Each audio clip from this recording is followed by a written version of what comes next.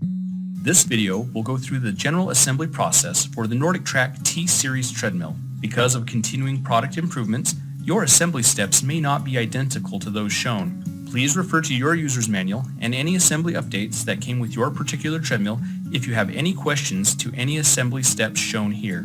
This video is intended to be a supplement to the directions in your user's manual. Assembly will require 2 persons. Assembly also requires the following tools: the included hex keys, 1 Phillips screwdriver, and 1 adjustable wrench. You may find it convenient to use a set of socket wrenches or ratcheting wrenches. To avoid damaging parts, do not use power tools. Place all parts in a cleared area and remove the packing materials. Do not dispose of the packing materials until you finish all assembly steps. Make sure the power cord is unplugged. Remove the tie securing the upright wire to the front of the base. Next, identify the right upright. Lay the right upright near the base. Tie the wire tie in the right upright securely around the end of the upright wire. Then, insert the upright wire into the lower end of the right upright as you pull the other end of the wire tie through the right upright. Press the grommet into the square hole in the right upright. Make sure not to pinch the ground wire. Then, attach the ground wire to the right upright with a number 8 by 1/2 inch silver ground screw. Hold the right upright against the base. Make sure not to pinch the upright wire. Attach the right upright and a wheel with 2 3/8 by 2 1/4 inch screws, a 3/8 by 1 1/4 inch screw, a 3/8 by 1 3/4 inch screw, and 4 3/8 star washers. Do not fully tighten the screws yet. Attach the left upright and the other wheel in the same way. Note, there are no wires on the left side. Remove and save the 4 5/16 by 3/4 inch patch screws that come pre-installed in the uprights. Identify the left and right base covers. Slide the left base cover onto the left upright and slide the right base cover onto the right upright. Do not press the base covers into place yet. Insert the tab on one of the cover brackets into the slot in the left upright. Attach the cover bracket with 2 number 8 by 1/2 inch screws. Attach the other cover bracket to the right upright with 2 screws. On the right upright, the slot is below the 2 small screws. Position the upright wire to the inside of the right upright. With the help of a second person, set the console base assembly on the right and left upright. Position the upright wire so that it is on the inside of the assembly. Be certain not to pinch the upright wire.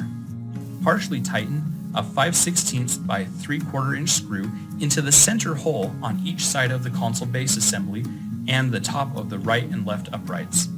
Do not fully tighten the screws. Identify the right handrail assembly. Remove and discard the 2 pre-installed placeholder screws.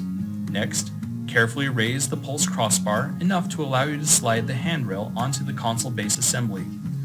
The cover bracket should slide into the narrow space in the lower portion of the handrail assembly. Attach the left handrail assembly to the left side in the same way. Attach the right handrail assembly with 2 5/16 by 2 1/2 inch screws and 2 5/16 star washers. Do not fully tighten the screws yet. You may need to adjust the position of the right handrail assembly to align the screws properly. It's important to avoid damaging the pulse crossbar in this step. Do not use power tools and do not over-tighten the number 10 by 3/4 inch screws. Attach the pulse crossbar to the right and left handrail assemblies with 4 number 10 by 3/4 inch screws and 4 number 10 star washers. Start all of the screws and then tighten them. With the help of a second person, hold the console assembly near the console base assembly. Locate the console wire in the right side of the console assembly. Connect the upright wire to the console wire. The connectors should slide together easily and snap into place. If they do not, turn one connector and try again. If you do not connect the connectors properly, the console may become damaged when you turn on the power. Insert the console and upright wires into the console assembly and position the wires on the decal. Connect the wire from the center of the pulse bar assembly to the wire from the console assembly. Insert these wires into the hole in the console base. Set the console assembly on the brackets on the console base. Do not pinch any wires. Make sure that the wires are inserted into the console assembly. Then attach the console assembly with 2 5/16 by 1 3/4 inch screws and 2 5/16 star washers. Start both screws and then tighten them. Attach the small console cover with two number 8 by 3/4 inch screws. Do not over-tighten the screws. Note, use the outer two holes in the underside of the console base assembly. Tighten the 5/16 by 3/4 inch console base assembly screws in the center hole of the handrail assembly on top of the uprights that was left loose earlier in the assembly. Then tighten two number 8 by 3/4 inch screws into the handrail assembly in the location shown. Do not over-tighten the screws. Repeat these steps on the other side. Finally, firmly tighten the two 5/16 by 2.5 inch handrail screws that were left loose on each side of the handrail assembly. Next, identify the handrail cover. Insert the tab on the right handrail cover into the right handrail assembly. Then, press the right handrail cover onto the console assembly. The right handrail cover has a mushroom fastener that should snap into the hole in the base assembly. Then, attach the right handrail with a number 8 by 1 inch screw. Do not over-tighten the screw. Attach the left handrail cover in the same way. Carefully slide the upright crossbar between the left and right uprights. Attach the upright crossbar with the four 5/16 by 3/4 inch patch screws that you removed from the uprights previously and four 5/16 inch star washers. Start all four patch screws and then tighten them.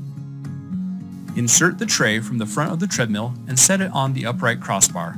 Attach the tray to the upright crossbar with four number 8 by 1/2 inch screws. Start all four screws and then tighten them. Take care. If the treadmill is assembled on a smooth surface, it may roll forward while assembling the storage latch. Remove the two 5/16 by 3/4 inch patch screws from the latch crossbar. Raise the frame to the upright position. Have a second person hold the frame until the storage latch is completely installed. Install the latch crossbar to the frame. Make sure that the "this side towards belt" sticker is facing the treadmill and the bracket is toward the ground. Attach the latch crossbar to the brackets on the frame with the two 5/16 inch by 3/4 inch patch screws that you just removed and two 5/16 inch star washers. Remove the 5/16 inch nut and the 5/16 inch by 1 3/4 inch bolt from the bracket on the base. Next, orient the storage latch with the narrow end towards the base of the treadmill and the sticker facing the ground. Attach the lower end of the storage latch to the bracket on the base with the 5/16 inch by 1 3/4 inch bolt and the 5/16 inch nut. Then, raise the storage latch to a vertical position and remove the wire tie. Align the upper end of the storage latch with the bracket on the latch crossbar and insert the 5/16 inch by 2 1/4 inch bolt through the bracket and the storage latch. This will push a spacer out of the storage latch. Discard the spacer. Next, tighten the 5/16 inch nut onto the 5/16 inch by 2 1/4 inch bolt. Do not over-tighten the nut. The storage latch must be able to pivot. Then, lower the frame by pushing forward slightly on the deck and pressing the top of the latch with your foot. While the top of the latch is depressed, lower the deck. Firmly tighten the four 3/8 inch by 2 1/4 inch screws and the two 3/8 inch by 1 1/4 inch screws. Next, tighten the two 3/8 inch by 1 3/4 inch screws. The wheels must be able to turn freely. Next, set the left inner base cover onto the lower end of the left upright. Slide the left base cover downward and press it onto the left inner base cover. Then, set the right inner base cover onto the lower end of the right upright. Slide the right base cover downward and press it onto the right inner base cover. After the treadmill is assembled, inspect it to make sure that it is assembled correctly and that it functions properly. Make sure that all the parts are properly tightened before you use the treadmill. Be sure to follow all important warnings, precautions, and instructions as described in the user's manual. Be sure to use the treadmill connected to a surge protector and place the treadmill on a floor mat to protect the treadmill and other property.